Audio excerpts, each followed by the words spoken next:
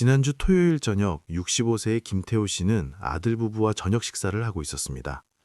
아들이 조심스럽게 말을 꺼냈습니다. 아버지, 지금 집 한 채 더 사두는 게 어떻겠냐고. 10년 후엔 집이 없으면 정말 힘들어질 거라고 말입니다. 김태호 씨는 당황했습니다. 이미 살 집이 있는데 왜 또 사야 하느냐고, 그럴 돈이 어디 있느냐고 되물었습니다. 아들은 스마트폰을 꺼내 보여줬습니다. 인공지능이 예측한 10년 후 부동산 시장 분석이었습니다. 화면에는 충격적인 숫자들이 나열되어 있었습니다. 10년 후 서울 아파트 가격은 지금의 2배가 넘을 거라고, 전세는 거의 사라질 거라고, 월세는 감당할 수 없는 수준이 될 거라고 예측했습니다. 김태호 씨는 믿을 수 없었습니다. 인공지능이 뭘 안다고, 그건 그냥 추측 아니냐고 반박했습니다. 하지만 아들은 진지했습니다. 여러 전문가들도 비슷하게 전망한다고, 지금 준비하지 않으면 나중에 정말 후회할 거라고 경고했습니다. 그날 밤 김태호 씨는 잠을 이루지 못했습니다. 정말 그럴까? 10년 후엔 어떻게 될까? 지금 집을 사야 하는 걸까? 온갖 생각이 머릿속을 떠나지 않았습니다. 여러분은 혹시 비슷한 고민을 하고 계신가요? 지금 집을 사지 않으면 정말 벼락거지가 되는 걸까요? 오늘 이 이야기를 끝까지 들으신다면 10년 후 미래에 대한 현명한 판단을 하실 수 있을 것입니다. 첫 번째 장, 공포 마케팅의 실체. 68세의 박영수 씨는 작년에 비슷한 말을 들었습니다. 지금 집을 사지 않으면 영원히 못 산다고, 마지막 기회라고, 지금 아니면 안 된다고 부추기는 사람들이 많았습니다. 박영수 씨는 불안했습니다. 주변 사람들도 집을 사고 있었고 뉴스에서는 집값이 오를 거라고 했으며 전문가들도 지금이 기회라고 했습니다. 박영수 씨는 고민 끝에 결정을 내렸습니다. 퇴직금을 모두 털어 지방의 아파트 한 채를 샀습니다. 하지만 1년이 지난 지금 그 아파트 가격은 떨어졌습니다. 박영수 씨가 산 가격보다 2천만 원이나 낮아졌고 세입자도 구하기 어려웠으며 관리비와 세금만 계속 나갔습니다. 박영수 씨는 후회했습니다. 왜 그때 공포에 휩싸였을까? 왜 조급하게 결정했을까? 지금 아니면 안 된다는 말에 왜 속았을까 자책했습니다. 마이크로 후킹. 박영수 씨의 경험은 특별한 게 아닙니다. 매년 비슷한 말들이 반복됩니다. 지금이 마지막 기회라고, 내년에는 더 비싸진다고, 집이 없으면 거지가 된다고 말입니다. 하지만 과거를 돌아보면 어떨까요? 10년 전에도 같은 말이 있었습니다. 20년 전에도 마찬가지였습니다. 그때 집을 산 사람 중 일부는 큰 돈을 벌었지만 많은 사람들은 손해를 봤습니다. 중요한 건 타이밍이 아닙니다. 자신의 상황입니다. 필요해서 사는 것과 공포에 떠밀려 사는 것은 완전히 다릅니다. 두 번째 장, 인공지능은 정말 미래를 아는가? 63세의 최동수 씨는 인공지능 예측을 믿지 않습니다. 그에게는 이유가 있습니다. 5년 전 인공지능이 예측한 미래와 실제 현실이 달랐기 때문입니다. 당시 인공지능은 예측했습니다. 5년 후 집값은 지금의 2배가 될 거라고, 전세는 완전히 사라질 거라고, 금리는 계속 낮을 거라고 말입니다. 하지만 실제로는 어땠을까요? 집값은 오르기도 했지만 떨어지기도 했고 전세는 여전히 존재하며 금리는 오히려 급등했습니다. 인공지능의 예측은 절반도 맞지 않았습니다. 최동수 씨는 말합니다. 인공지능은 과거 데이터를 분석할 뿐이라고, 예상치 못한 변수를 고려하지 못한다고 설명합니다. 전쟁이 날지, 경제 위기가 올지, 정책이 어떻게 바뀔지 인공지능은 알 수 없습니다. 갈등의 시작. 하지만 67세의 이정희 씨는 다른 의견입니다. 인공지능이 완벽하지는 않지만 참고할 가치가 있다고 생각합니다. 과거 데이터에서 패턴을 찾아내고 확률적으로 높은 시나리오를 제시하니까요. 이정희 씨는 인공지능 분석을 받습니다.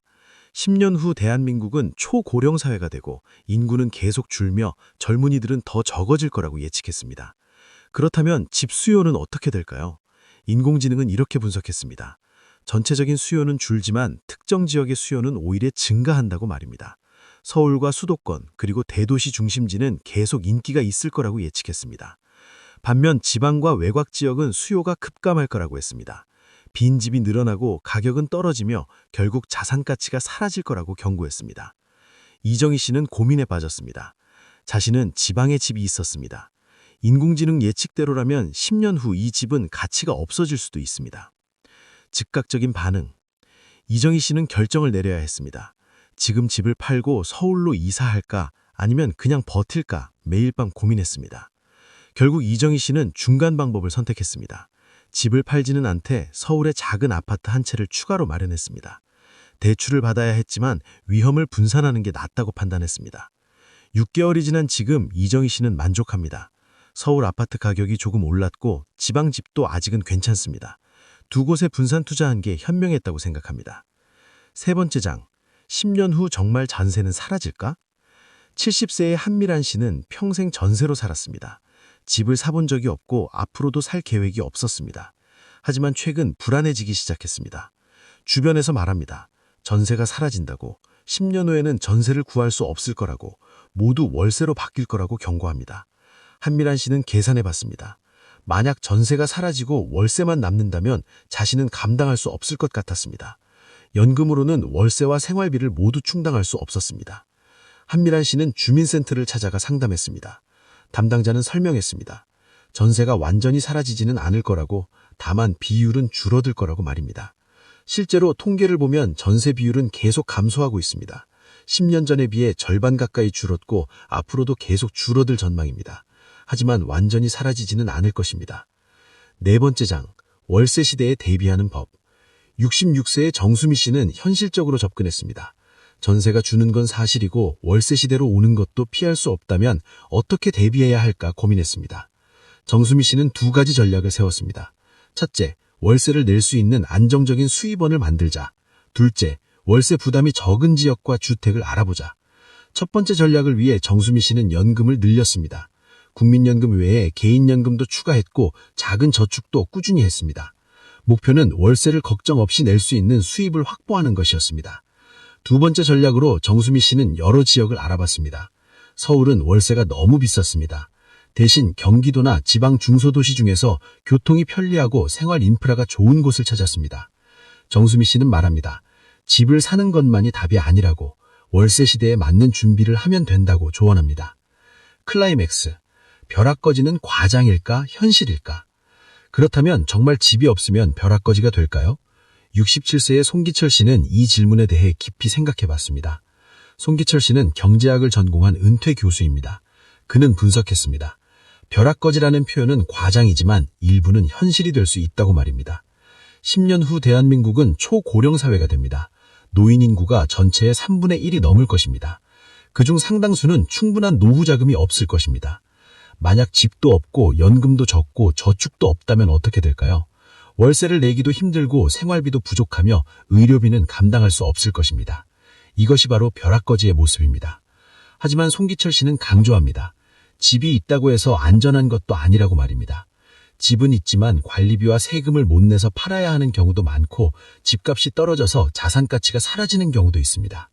진짜 중요한 건 집이 아니라 안정적인 수입원이라고 송기철 씨는 주장합니다. 그렇다면 누가 지금 집을 사야 할까요? 72세의 윤석진 씨는 명확한 기준을 제시합니다. 첫째, 살 집이 필요한 사람입니다. 전세나 월세로 사는데 불안하고 내 집에서 안정적으로 살고 싶다면 사는 게 맞습니다. 투자가 아니라 주거 목적이면 타이밍은 크게 중요하지 않습니다. 둘째, 여유 자금이 있는 사람입니다. 생활비나 의료비를 희생하지 않고 대출 부담이 없이 살 수 있다면 고려할 만합니다. 하지만 무리한 대출은 위험합니다. 셋째, 장기 보유할 사람입니다. 10년 이상 보유할 계획이고 단기 차익을 노리지 않는다면 집값 변동을 크게 걱정할 필요가 없습니다. 넷째, 좋은 입지를 선택할 수 있는 사람이면 안전합니다. 윤석진 씨는 말합니다. 이 조건을 충족하지 못하면 무리하지 말라고, 집이 답이 아니라고 조언합니다. 여섯 번째 장, 지금 집을 사지 말아야 하는 사람. 반대로 누가 집을 사지 말아야 할까요? 69세의 조영호 씨는 자신의 경험을 나눕니다. 조영호 씨는 5년 전 집을 샀습니다. 주변의 압박과 공포 때문이었습니다. 하지만 지금 후회하고 있습니다. 첫째, 대출 이자가 부담됩니다. 연금으로 생활하는데 매달 대출 이자를 내려니 힘듭니다. 생활비를 아껴야 하고 여유가 없습니다. 둘째, 건강이 나빠졌습니다. 집 관리가 부담이고 계단 오르기도 힘들며 병원이 먼 곳에 집을 사서 불편합니다. 셋째, 유동성이 없습니다. 갑자기 돈이 필요할 때 집은 바로 팔 수 없습니다. 급하게 팔려면 헐값에 팔아야 합니다. 조영호 씨는 말합니다. 노년에 무리한 집 구매는 독이 될 수 있다고, 신중해야 한다고 경고합니다. 일곱 번째 장, 인공지능이 놓친 것들. 인공지능은 데이터를 분석하지만 인간의 삶은 숫자로만 설명되지 않습니다. 70세의 한복순 씨는 이를 잘 알고 있습니다. 인공지능은 예측합니다. 10년 후 집값이 얼마가 될지, 전세가 사라질지, 월세가 얼마나 오를지 말입니다. 하지만 인공지능은 묻지 않습니다. 당신은 행복한가? 건강은 괜찮은가? 가족과의 관계는 좋은가? 하고 말입니다. 한복순 씨는 집 한 채가 있습니다. 작지만 편안하고 익숙하며 추억이 가득한 집입니다. 인공지능은 말합니다. 이 집은 10년 후 가치가 떨어질 거라고, 팔고 다른 곳으로 가는 게 낫다고 조언합니다. 하지만 한복순 씨는 움직이지 않았습니다. 이웃과의 관계가 소중했고 병원과 마트가 가까웠으며 무엇보다 이 집에서 사는 게 행복했기 때문입니다. 한복순 씨는 말합니다. 집값이 중요한 게 아니라 그 안에서의 삶이 중요하다고 강조합니다. 8번째 장, 현명한 중년의 선택. 64세의 정태수 씨는 균형 잡힌 접근을 했습니다. 공포에 휩싸이지도 않고 무시하지도 않았습니다. 정태수 씨는 인공지능 분석을 참고했지만 맹신하지 않았습니다. 여러 전문가의 의견을